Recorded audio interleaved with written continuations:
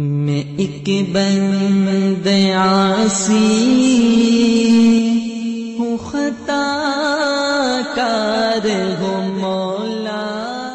وعن ابی ہریرہ رضی اللہ عنہ قال قال رسول اللہ صلی اللہ علیہ وسلم الربا 70 جزءا ایسرها ان ينكح الرجل امہ۔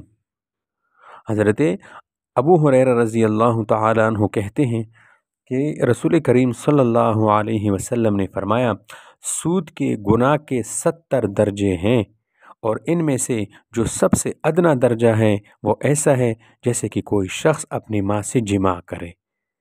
قباحت اور شناعت میں یہ تشبیہ اپنے آخری مقام میں واقع ہیں۔ اس سے زیادہ کسی کو کیا سمجھایا جا سکتا ہے؟ اپنی ماں اور اس سے زنا کرنا، استغفر اللہ العظیم۔ وعن ابن مسعود رضی اللہ عنہ قال قال رسول اللہ صلی اللہ علیہ وسلم ان الربا وان كثر فان عاقبته تصویر الى قل، رواہما ابن ماجہ والبیہقی فی شعب الایمان وروى احمد الاخیر۔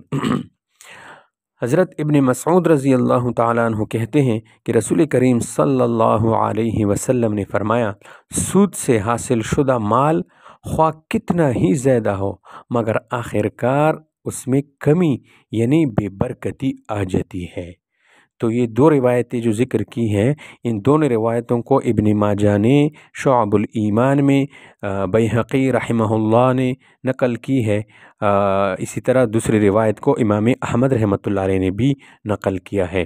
تو یہ حدیث پیشنگوئی کے درجے میں ہے کہ سودی کاروبار کا انجام تباہ کن ہے، اور سود خور آخر میں کوڑی کوڑی کا محتاج ہو جاتا ہے، کیوں اللہ تعالیٰ کا فرمان ہے یمحق اللہ الربا ویربی الصدقات۔ اور تجربہ شاہد ہے کہ بڑے بڑے سود خور اور ان کے بڑے بڑے محلات اور بڑے بڑے برج آخر میں تباہی سے دوچار ہو جاتے ہیں۔ یہ تو دنیا کی رسوائی ہے، اور اگر دنیا میں کچھ بھی نہ ہو تو آخرت کا خسارہ تو اتنا یقینی ہے جیسے دن کے بعد رات کا آنا یقینی ہوتا ہے۔